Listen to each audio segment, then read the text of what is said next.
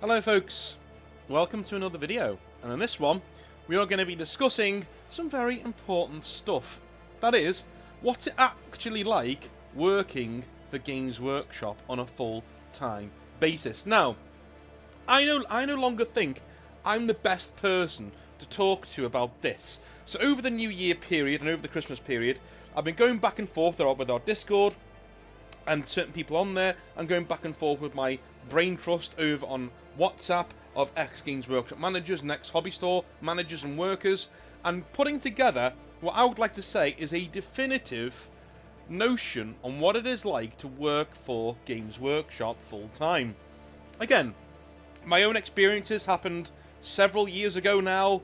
They're getting more and more fuzzy in the memory, which is why I moved away from that in my own content. I used to do loads of stories a few years ago about my own time at Games Workshop. Generally, as things have gone down, in life, I've kind of blotted them out because they're in the midst of time now. Do you know what I mean? And from my own treatment at Games Workshop, I get asked this all the time. How do you feel about them? I've forgiven them. You know, a long time. You know, I've forgiven the way that that I was treated there. I've moved on. You know, I'm now perfectly happy, and because carrying that around is only good for well, it's good for nobody. It's certainly not any good for you. You know, because nobody at Games Workshop sitting there crying at night, going, "Oh my God, how badly did we treat North? That was horrible." You know what I mean? So I'm only poisoning myself if I do that. So that's how I feel. So I'm perfectly okay talking about my own experiences. It's just that with the mists of time, you know, my memory and all that, I'd just rather not go into them, because I'd rather not drudge them up every single time. So I asked ex-colleagues for a little bit of help in this one. And so I've got several points here, some negative, some positive, on what it's like working for Games Workshop. So let's dive in. So, tired of the negativity came up a lot, in that it runs you down. Beyond the hobby being a spokesperson for Games Workshop is really putting you on a hiding to nothing. Now, this was one of the most popular things to say. One of the most popular bits of feedback that I got is that being at Games Workshop, you are like a lightning rod. You're a person sitting there, all of the negativity surrounding the hobby and surrounding how Games Workshop go about their business model all comes flying down onto you as the lightning rod. You've got nothing to do with the decisions Games Workshop make. You've got nothing to do with the prices. All you do is sell people models and run your store. And most of the time, you're treated like public enemy number one in the hobby for just doing your job. And most of the time, you doing your job, again, just consists of you selling models. Yes, there are absolutely atrocious Games Workshop managers out there who will dry hump you into trying to buy things that you don't like or don't want for the sake of their KPIs and keeping their jobs and their bosses happy. But there are tons more Games Workshop managers who are normal, everyday guys sitting there doing a bit of hobby in their own store and having a laugh with you. And if you want to buy a model, they're there for you too. There's tons of managers like that. Most of the ones I speak to, right, in my own personal time, are managers who were like that or are like that. They're there to help you. But they're treated like this lightning rod for all of the negativity and bad things that go on from Games Workshop. Thing is, I don't even think those managers blame you guys for that. I honestly don't. I do not think that any of them sit there and think, "Oh my God, you guys are all douches for doing that to us." I think they understand where you're coming from. Because you've got the Games Workshop t-shirt on, you know? I did this all the time. When I walked through a train station with my Games Workshop t-shirt on and my 40k bag, I would get stopped sometimes saying, "Hey man, I love 40k, thanks for what you do," and it's great. But there's many more times when you're sneered at, catcalled. You're literally catcalled in train stations, you know? Lower your prices and all that sort of stuff. You get that all the time. Do you have any sort of responsibility to lower the prices? No. You're just some douche wearing a Games Workshop t-shirt, working in a Games Workshop store. Again, you are a absolute conduit for all the negativity. And the people who deserve that negativity are sitting in a nice cushy office in Lenton, Nottingham, not hearing any of this. Yeah. By the way, they're paid 15 grand more a year than you as well. Just saying. The second thing that was the most prevalent was the poisoning of the hobby well if you work at Games Workshop. So, you just get absolutely burned out on the hobby as a whole. You head home and want to do anything but the hobby after your shift. You don't want to hear about it or look at it. Only on very quiet days do you go home and actually feel like you can stomach another bit of hobby, whether it's building or painting models or even watching some YouTube about the hobby. Mike from the WhatsApp group has not played Warhammer in 7 years since leaving the company. I asked him for a quote, he didn't want to give one, which is fine, but 7 years he's not played the hobby. It just burnt him out completely, and every single time he looks at a model, he shudders. This is a guy who used to live for this hobby, used to be completely in it all the time. But I'm telling you now, when you're sitting there in it constantly, day by day by day, and you're being bombarded with it all of the time, when you get home, if you see a Space Marine, you're likely to have a seizure, right? You've just had enough. I got less hobby done in my time at Games Workshop than I've ever done on my own. Less. A lot less. You've got less time, and you've got less, shall we say, drive to go on and do your own models. You just don't have it anymore. Especially if you work for a manager who doesn't let you do models, your own models, on store time. That happened once with me at Games Workshop over Christmas, because we'd had an amazing year. Our manager said you can do your own models on store time as long as you make sure that you're running the store properly and you're talking to customers and all that sort of stuff. But he then held it over our heads as this thing that he can take away if we're not performing well enough. You know what I mean? So even then there was a bit of a carrot and stick to it. But, you know, it was still cool and I got loads of hobby done. But, again, unless you get a very specific circumstance like that, you're not going to get anything done. And by the way, I say loads, I didn't get that much done. You know, he got loads done, because he did fuck all. So he just sat there and did his own models all day. Whereas me and the other staffer were running around, disappearing up our own arseholes, trying to sort everybody out during the Christmas period, and we get 5 to 10 minutes every hour to do a little bit more hobby to ourselves, you know what I mean? Still more than most people get, and we're getting paid for it, don't get me wrong, but I'm telling you now, if you work for Games Workshop, your productivity and your own models will go out the window. You think you're going to be doing all of your own models all of the time? Mate, you won't. When you're running your own store, you're fucking busy. You may get like 20 minutes every 2 hours to sit down and do some hobby. Then you'll have to stop again and go and help somebody else out. One good hack, if you're going to work for Games Workshop, is make sure your palette, your paints, your water, everything's set up, ready to go. The models are right there, ready to go, uncoated, go, and you're done. When you first get in the morning, set up your painting station, set up everywhere you're going to paint so it's all there. So none of your time is wasted. And then, when you get 20 minutes, sit down, paint a little bit, somebody comes in, put the paintbrush down, colour it, put the paintbrush down, wipe it off, and go and sort them out. And be there for an hour, then come back, right? That's the best thing to do. That's how I did it. And I still got hardly anything done. So do not go into Games Workshop, work in Games Workshop, thinking that you're going to be playing this, wonderful life on repeat for the rest of your life, where you get to go into your job and do your models. Doesn't work that way, alright? Cool. A positive, though, is that you are surrounded by Warhammer. There is nothing quite like being a part of the hobby at such a base and important level. Running your own business is cool, but you're also surrounded by the thing you love 8 to 10 hours a day. It's awesome. You play games with people coming in, you run introductions, and have some serious fun doing your own hobby to show others what it looks like, okay? So, the job itself can be extremely, extremely fun. As long as you've got a lot of energy and a lot of social energy, you can have an absolute blast working at Games Workshop. You'll be doing intro games, you'll be running games yourself in the store. Most of the things that I criticise Games Workshop for quite heavily are when they start to erode this very point. This is one of the main things that people brought up, the main thing actually, that was a positive for working as a manager or a staffer at Games Workshop, at the actual store itself, is that you get to play games in the store, to introduce people to the hobby. if they're older. You know, if they're older, you don't take them to the introduction table, you take them to the normal table and you have a nice little game with them for an hour or two.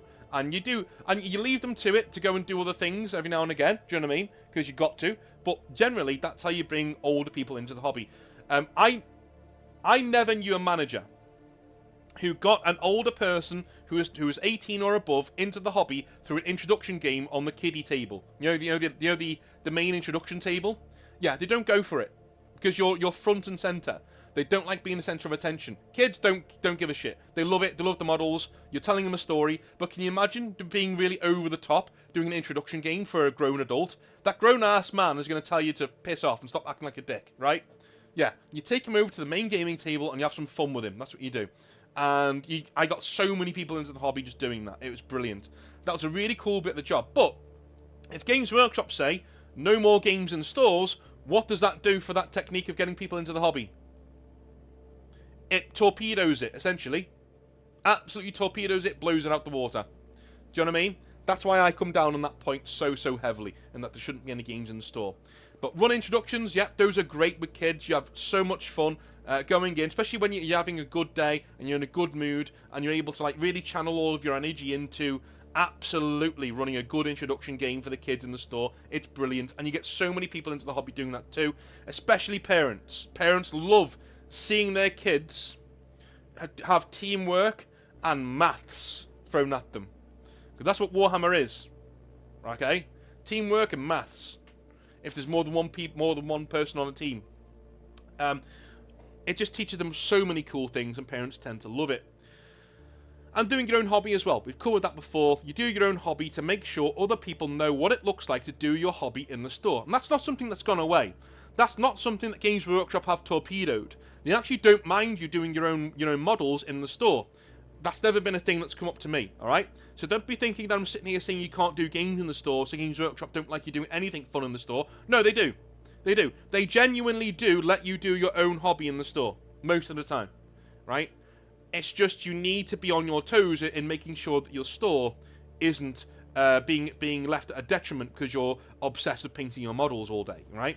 That's not what your job is. And if you do that as your job, you're not going to be there for much longer, right? Cool. The hours are atrocious. Let's talk about those 8 to 10 hours a day, shall we? Because if you're running a store on your own, you will be working at least 2 to 3 hours every day that you are not getting paid for. So, that 8 to 10 hours goes to about 10 to 13 hours. And you're only getting paid for 8 of them. You will often take work home with you, planning events and doing orders and things like that on your own time that you didn't have time to do before you had to close the store. And God help you if you have a stock check to do or banking to catch up on. My God, you will be up until 4 to 5 a.m. and you'll be back in the store at 9 a.m. opening up and trying to do the same shit all over again. Stock takes are a shitter. They are the worst. The absolute fucking worst. The system at Games Workshop for doing stock checks is antiquated and shit. And they've never bothered changing it. Even right now, right this second, I know people, I've asked people who work at Games Workshop, is it still the same way? In fact, it's worse. They added several steps to an already convoluted, confusing, and time-costly process. What you need to do, every single bit of stock in your store has to be run through the till, checked against your stock numbers. Then you go on the store computer, you enter in that stock number, and you pray to God the computer doesn't fuck anything up from there on in. That the internet doesn't go down, or a number's sent over and goes to a wrong place. I don't know what happens to it, but when you send in that report, I got so many errors where my printout at Games Workshop was all green, and there was a load of red on the Games Workshop screen, because their system doesn't fucking work properly. I double check all of my data, I entered it incorrectly, but because the system's fucked up, now I've got to take another 2 to 3 hours at 12 o'clock at night to do it all again, and hope, beyond hope, that the system doesn't fuck me over again. Okay? Yeah. Stock checks are the worst. And I've worked in other retail stores. Games Workshop was the worst one by far. By far. And if you've got a store where people have quite sticky fingers like I did, I was always losing brushes. I was always losing random paints. I was always losing random boxes of fucking Tyranids or whatever. You know, because I'm a one-man store. I can only have my eyes on one section of the store. If somebody comes in, puts something in their bag, and walks out, nothing I can do about that, right? Again, happened all of the time, and it was just a fucking shit show. A shit, because if anything is missing, you need to go back to the till, scan those items again, and then tell them why you think those things are missing. Or at least make a note of it for the next day. How shit is that? How stressful is that, by the way? Do you know what I mean? Because you don't know how things are going to go. You might ring up head office and go, yeah, I've lost 3 boxes of Tyranids, 18 brushes over the year, and, blah, blah, blah. And they could go, oh, it's fine, man, no problem, I'll put that in the system for you. Go, okay, bye. Or they could be like, how dare you? Oh, you don't know. It depends on who picks up the phone. Genuinely. It depends who picks up the phone. The hours at Games Workshop are fucking atrocious. Terrible.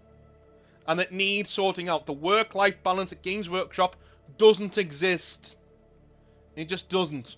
If you're a one-man store, you're doing the job of 3 people, right, for the wages of half a person.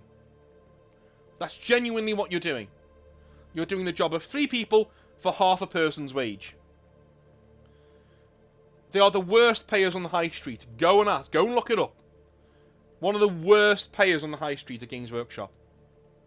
Why? Because you should be paying them. You're just an honour to work here. It's very easy to be kicked out of heaven and not work here anymore. Go fuck yourself. Good customers are a godsend. Now, this is something that I really wanted to pick up on because I had some terrific customers in my time both as a manager and as a staff member. So, you will, I promise you, actively look forward to certain customers coming in and sitting down to do some painting. They will talk about lore and models, life in general, and will end up buying models from you. It will be a better day when they come in and you can actively trust them to help you out when need be. Now, I had a few guys like this in my store who were all lovely guys. They'd come in and they would have a good chat and go on about the lore and about everything else that was going on in the hobby. And there was no swearing, no shouting. It was just all really cool stuff. It was almost like you had several... If you've ever seen one of these podcasts where several lore YouTubers get together and they discuss the 40k lore and have a little chuckle to themselves, right? That's exactly how it was. And you'd be all sitting around the table, painting and doing some modelling. And even if you were doing stuff in the store, like you were fixing the shelves, cleaning things, making sure that everything's spick and span and ready to go. If you're doing, or even if you're talking to another customer, you can hear that going on in the background, and it really does make your day. It really does. And even some of the more trying customers, like I had a guy come in, and I've spoken about this guy a lot. I think he had autism or something, but he would come in, and I was working as a staff member, and he would come in at about 11 o'clock in the morning, obviously unemployed. He would come in with his models, and he'd sit down, and he'd start painting them. And I would be sitting there painting, say, the Age of Sigmar box set for the for the Games Workshop store, right? So I'm not doing my own models because I'm not allowed to, and whatever, right? So I'm sitting there doing some stuff, and generally he would go on about different topics. I remember he discussed with me the TV show Lucifer. Is that what it's called? With the guy who's the devil. I think it is Lucifer. Anyway, he would talk to me about that all the time. I never saw this show, but I knew the outline of every single plot point from him. He would talk about it, and he made it interesting. It was weird. It was kind of like listening to an ASMR track, as I was doing my painting. And if he ever stopped or started to blather on about something, I would ask a question about what he just said and move him on a bit, It was kind of like having... Have any of you ever seen the US Office, right? Do any of you find the brain of Dwight Schrute quite soothing? The fact he's completely fixated on weird things and can talk about them in quite an interesting way as one of his strengths. Even though he drives you up the fucking wall. This is what that guy was like. He would come in and sit there and just talk about random shit, but do it in a very passionate and cool way. Even 40k lore, video games, I knew the entire the entire random storyline of the old Mary Dominion on Elder Scrolls Online. Never played it, but I know the entire storyline because he told me about it and what his character ended up doing all the way through that storyline in the online game, and I just thought it was great. It was like watching a YouTube video, but not having to have a computer in front of you. So you will get to know customers like that all the time, right? All the time. It's absolutely brilliant. Anyway, changing goalposts. Another negative, unfortunately. Yeah, get ready for your expectations to be smashed, and not in a good way. Especially when you're working all year to achieve a specific goal, only for that goal to change at the last minute. This happened to Dale, who worked for Games Workshop for 7 years, and he said, and actually gave me a quote, and I quote, "I had a target of selling 500 Dark Vengeance boxes in a single year. That's 500 people getting into the hobby through my store. I busted my ass to reach that goal and got to about 488 in November when we got a memo through the email saying this yearly target was now disregarded and instead all stores were going to be asked to grow by 4% yearly starting that year. And so they encouraged us in December, if we were under the 4% target, to aim for that instead. I was at 3% in December and had risen from 2%. You can guess what comes next. An absolute bollocking for daring to fall short of this standard that had been set almost at the end of the year. When I brought this up, I was labelled as problematic, and from then on, I was persona non grata. Every call for assistance was met with resistance and disdain, and I left the company 6 months later, stressed the fuck out. I have never forgiven them, and I doubt I ever will. I play OPR these days, and without it, I wouldn't be in the hobby at all, I don't think." Unquote. So, that kind of a thing would happen a lot. You'd be told a target from one person, you'd be on your way to hitting it, and then the goalpost would change. Almost as if somebody at head office had woken up on the wrong side of the bed and decided to ruin everybody's year. Happened all the time. Happened all the time. With me, it was a blatantly unfair target from the start. So it was like, you need to beat what your store did last year. Okay, cool. What, you mean over the summer? Yes, over the summer. Right. Well, last summer you brought out 10th edition, so... Sorry, 8th edition. Yeah? The most seismic thing that you've ever brought out. You brought out last year, around this time. You want me to beat that? Yes. Alright. Are you bringing anything out? No.